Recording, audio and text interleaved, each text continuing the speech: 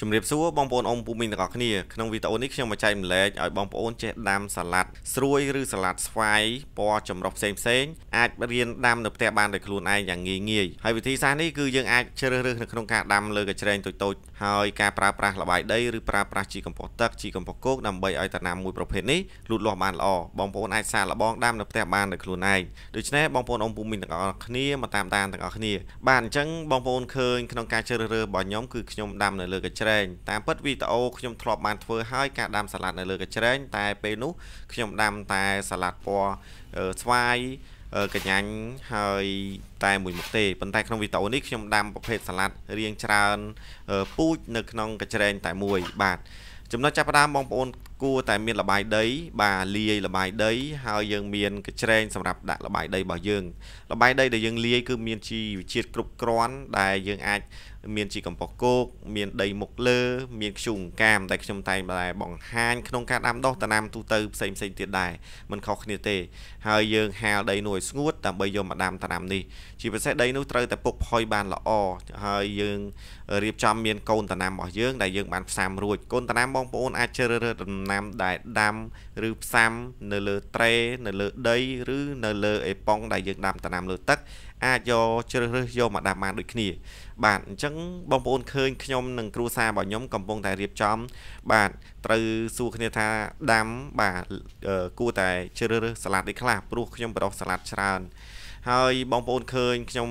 រៀបចំដីហ្នឹងវារៀងលក្ខណៈស្ងួតអញ្ចឹងមុននឹងយើងដាំមើលដីនោះស្ងួតខ្លាំងព្យាយាមស្រោចទឹកវាមុននឹងយើងដាក់ស្ទូងឬយើងដាក់ផ្សាំឬដាក់ដាំកូនដំណាំកូនសាឡាត់របស់យើងចូលទៅក្នុងកញ្ច្រែងដែលយើងបានរៀបចំដីរួចបាទហើយដីនេះគឺយើងដាក់ច្រើនអាចថាវាស្មើនឹងមាត់កញ្ច្រែងតែម្ដងបាទក្នុងមួយ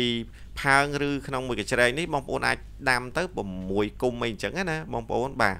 ឬ4គុំទៅបានហើយបាទកុំឲ្យយើងដាំច្រើនពេកវាលូតលាស់ទៅវាទៅហើយដាំវាតូចអញ្ចឹងក្នុងនេះគឺយើងជ្រើសរើសសម្រាប់ខ្ញុំដាំតែ4គុំទេបាទអញ្ចឹងខ្ញុំនិងគ្រួសារខ្ញុំជួយគ្នាម្នាក់ម្ដាយមួយជើងដើម្បីដាំដើម្បីបង្ហាញបងប្អូនទាំងអស់គ្នា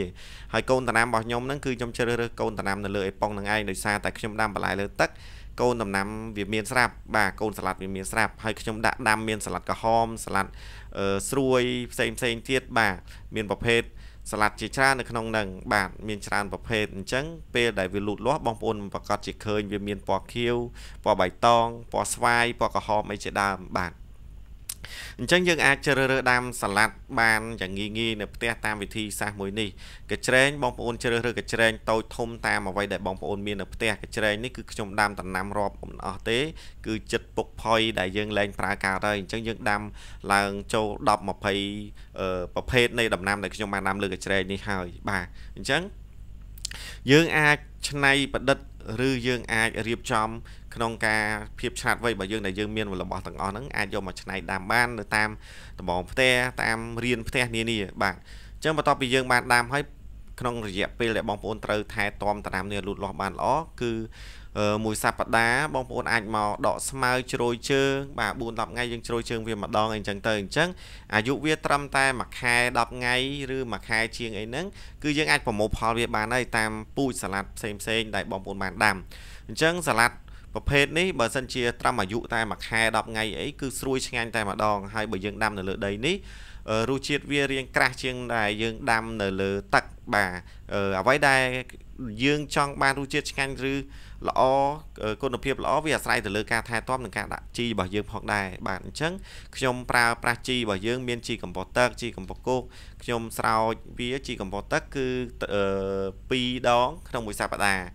ហ្នឹងហើយ2 ដង 3 ដងអញ្ចឹងណាដែលយើងមានពេលវេលាយើងស្រោចពេលព្រឹកពេលល្ងាចអញ្ចឹងបន្ទាប់ពីយើងបានដាំរយៈពេលត្រឹមតែ1ខែ10ថ្ងៃឬ1ខែ5ថ្ងៃអីហ្នឹងគឺយើងអាចប្រមូលផលបានហើយតែបើសាឡាត់ប្រភេទសាឡាត់ក្តោបអាយុវារៀងច្រើនអាចចន្លោះពី70ថ្ងៃ75ថ្ងៃអីចឹងទៅបាទអញ្ចឹងសម្រាប់ ប្រភេទសាឡាត់ពពួកកញ្ញាញឬសាឡាត់ស្រួយប្រភេទនេះគឺមានរសជាតិឆ្ងាញ់ហើយក៏សម្រស់វាក៏ស្អាតពេលដែលយើងដាំលក្ខណៈលម្អអញ្ចឹងពេលដែលបងប្អូនដាំសាឡាត់គឺមានភាពងាយស្រួលដែលសត្វល្អិតជាច្រើនប្រភេទដែលមិនអាចបំផ្លាញវាបានទេដោយសារតែវាមានប្រព័ន្ធការពារស្វ័យប្រវត្តិវាធម្មជាតិរបស់វាគឺអត់សូវមានតកូវមានចៃអីមកស៊ីនោះទេបាទអញ្ចឹងបងប្អូនអាចសាកល្បងដាំបានប៉ុន្តែអ្វីដែលក្នុងដំណាក់កាលនៃការដាំសាឡាត់បានជោគជ័យភាគច្រើនគឺពាក់ព័ន្ធទៅនឹងការថែកូនពូជឲ្យបានល្អគឺការបដិគ្រាប់ពូជការជ្រើសរើសគ្រាប់ពូជហើយសម្រាប់បងប្អូនដែលស្រឡាញ់នឹងចូលចិត្តគាំទ្រជាមួយខ្ញុំដែលតែងតែចែកម្លែកបងប្អូនឥឡូវនេះខ្ញុំក៏មានការផ្គត់ផ្គង់ជាជីទឹកជីកំប៉ុស្តគោកហើយនឹងគ្រាប់ពូជផ្សេងនឹងសម្ភារៈមួយចំនួនតាក់ទងការដាំដុះដែរបងប្អូនអ៊ំពូមីនទាំងអស់គ្នាដែលអត់មានពេលវេលាក្នុងការផលិតមេជីទឹកឬជីកំប៉ុស្តគោកបងប្អូនអាចតំណមកតាមលេខទូរស័ព្ទរបស់ខ្ញុំ096857365បងប្អូនអាចរកទិញជីទឹកជំនួយមិនថាប្រភេទដំណាំយកស្លឹកដូចប្រភេទសាឡាត់ស្ពៃខាត់ណាប្រភេទផ្លែដូចជាត្រប់ម្ទេសពេញប៉ោះអីទេបងប្អូនអាចតាក់ទងបានខ្ញុំនឹងពិភាក្សាប្រឹក្សាយោបល់ជាមួយបងប្អូនតាម Telegram លេខទូរស័ព្ទរបស់ខ្ញុំដែលខ្ញុំបានប្រកាសនឹងផ្ទាល់តែម្ដងហើយខ្ញុំអាចប្រាប់បងប្អូនថាគួរប្រើជីរបៀបម៉េចប្រើជីណាបានល្អហើយតម្លៃគឺសមរម្យសម្រាប់បងប្អូនអាចទទួលយកបានបងប្អូនអាចសាកល្បងបានហ្នឹងហើយអញ្ចឹងសម្រាប់ការចែករំលែកមួយនេះតាក់ទងការដាំសាឡាត់ដោយសារតែខ្ញុំបានចេញវីដេអូ 2-3 វីដេអូតាក់ទងការដាំសាឡាត់មានបងប្អូនចែករំលែកច្រើនហើយអញ្ចឹងខ្ញុំគិតថាគាត់ចង់បានដំណាំប្រភេទសាឡាត់ហ្នឹងពេលដែលគាត់ដាំហើយបងប្អូនខ្លះគាត់ដាំអត់បានល្អបាទបដោះកូនអត់បានល្អថែទាំដាំទៅក្រិនអីអញ្ចឹងឬមួយរលួយអីអញ្ចឹងទៅបញ្ហាតាក់ទងការស្រោចស្រពគឺសំខាន់យើងព្យាយាមស្រោចស្រពមានជីកំប៉ុស្តទឹកជំនួយវាខ្លះដែរដើម្បីឲ្យការដាំរបស់យើងនៅលើកញ្ច្រែងឬលើផាំងតូចៗហ្នឹងវាទាមទារជាប្រភេទជីជំនួយឲ្យវាលូតលាស់បានល្អមិនថាប្រភេទដំណាំផ្លែដូចត្រប់ម្ទេសពេញប៉ោះអីជាដើមតសក់អីអញ្ចឹងទៅអញ្ចឹងបើបងប្អូនដាំលើផាំងហើយនៅផ្ទះហ្នឹងបងប្អូនព្យាយាមមានជីជំនួយហើយតាមពិតរបស់ទាំងអស់ហ្នឹងខ្ញុំអត់មានបានលាក់លៀមអីទុកដើម្បីខ្លាចបងប្អូនចេះអីទេគឺខ្ញុំបានចែកម្លែកលើ page រៀនដាំនិងលើ channel រៀនដាំអស់ហើយតាក់ទងការផលិតជីទាំងអស់ប៉ុន្តែវាអាស្រ័យទៅលើបងប្អូនមានវត្ថុធាតុដើមនិងពេលវេលាក្នុងការផលិតនិងបទពិសោធន៍ដែលយើងធ្វើកុំឲ្យវាខូចខាតតែប៉ុណ្្នឹងទេដែលយើងអាចសាកល្បងបានប៉ុន្តែបងប្អូនត្រូវការមេជីប្របែកមេជីប្របែកធ្វើមេជីសម្រាប់អាចតំណមកបានអាចប្រើប្រាស់ជីសម្រាប់ផ្ទាល់ទៅលើដំណាំបងប្អូនអត់មានពេលវេលាដោយសារតែបងប្អូនអ៊ំពូមីងខ្លះគាត់រវល់ពីការងារហើយគាត់ពិបាករកទិញអីចឹងរកទិញវត្ថុធាតុដើមផ្សេងក្នុងការផលិតអីចឹងទៅអញ្ចឹងគាត់មានភាពលំបាកអញ្ចឹងគាត់អាចទិញជីសម្រាប់ផ្ទាល់អាចយកទៅប្រើប្រាស់តែម្ដងបាទ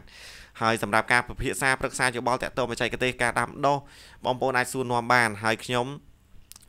មានការប្រឹក្សាយោបល់ជាមួយបងប្អូនដែលពេលដែលបងប្អូនតាក់ទងមកភ្លាមគឺខ្ញុំ voice និង chat ជាសលេងតាម Telegram អធិស្ឋានសម្រាប់បងប្អូនដែលបានឆាតចូលក្នុង page រៀនដាំហើយខ្ញុំអត់បានតបអញ្ចឹងណាដោយសារតែរវល់បងប្អូនបាទហើយខ្ញុំបានបុណ្យថាពិតជាសប្បាយចិត្តរីករាយដែលខ្ញុំបានចែករំលែកបងប្អូនចំណេះដឹងមួយនេះតាក់ទងការដាំសាឡាត់ចម្រុះបាទវាមិនមានចំណេះដឹងអីដែល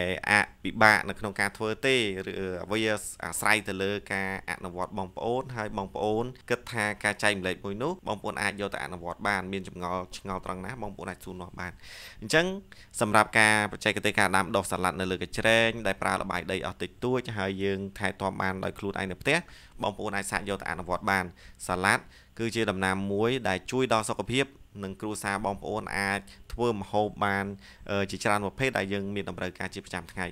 ហ្នឹងហើយអញ្ចឹងបងប្អូនអាចលើកទឹកចិត្តខ្លួនឯងរៀបចំសួនដំណាំបងប្អូនឲ្យមានដំណាំចម្រុះជុំវិញផ្ទះដើម្បី